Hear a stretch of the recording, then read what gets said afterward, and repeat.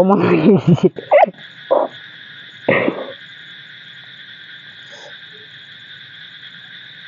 সবাইকে আদাব ও নমস্কার।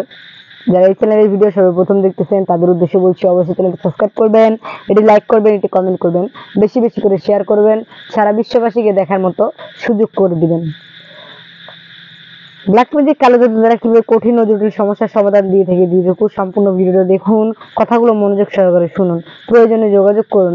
দিদিঠাকুরের এই ভিডিও স্ক্রিনে দিদিঠাকুরের মোবাইল নাম্বার ধরেছে, সেই মোবাইল নাম্বারে যোগাযোগ করে তদবির নেওয়ার চেষ্টা করুন। দিদিঠাকুরের এই নাম্বারে ইমো হোয়াটসঅ্যাপ দুটো খোলা রয়েছে।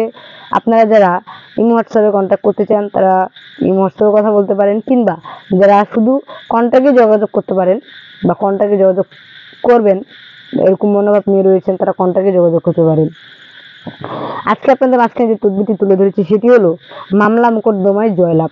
আপনার উপর কেউ মিথ্যা মামলা করেছে, আপনাকে হয়রানি করছে, পেরেশানি করছে, কিংবা আপনার স্ত্রী বা স্বামী আপনার উপর মিথ্যে মামলা দিয়েছে, সেগুলো নিয়ে চিন্তায় আছেন, অনেক উকিলের কাছে গিয়েছেন, অনেক জজের কাছে গিয়েছেন, অনেক মুহুরির কাছে গিয়েছেন, কিন্তু কোনো রকম কাজ হচ্ছে না, দেওয়ালে পিঠ থেকে গেছে।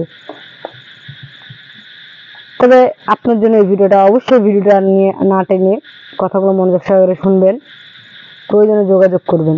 দিদিঠাকুর আজ অব্দি যতগুলো কাজের তদবির করেছে সম্পূর্ণ নাম ও ঠিকানার উপর চালানের মাধ্যমে, চুক্তি ও কন্ট্রাক্টের মাধ্যমে, বিশেষ প্রয়োজনে স্ট্যাম্পের উপর লিখিত দিয়ে তদবির করে থাকেন দিদিঠাকুর।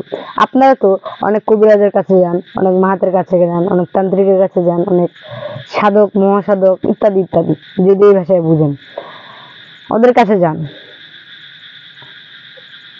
তো তাদের কাছে গিয়ে কি কোনো রকম কাজের তদবির পেয়েছেন? হ্যাঁ, হয়তোবা কেউ পেয়েছেন, হয়তোবা কেউ পান নাই। যারা পান নাই, যারা প্রতারণার শিকার হয়েছেন তাদের উদ্দেশ্যে বলছি, জীবনের শেষ চিকিৎসা মনে করে একবার এই দিদিঠাকুরের কাছে আসুন, এসে তদবির নিন। তদবিরের সফলতা 100% গ্যারান্টি সহকারে পাবেন। দিদিঠাকুর আপনাদেরকে যে সময়টা দিয়ে থাকে সেটা হলো 7 থেকে 14 দিনের মধ্যে। এই 7 থেকে 14 দিনের মধ্যে যদি আপনার তদবিরটি না হয় তাহলে আপনি আপনার জন্য যে খরচটা দিদিঠাকুরকে দিবেন সেই খরচটা সঙ্গে সঙ্গে ফেরত পাবেন।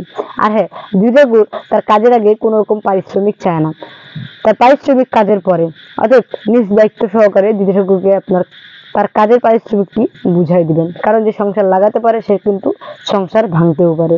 সবাই ভালো থাকবেন, সুস্থ থাকবেন, ধন্যবাদ।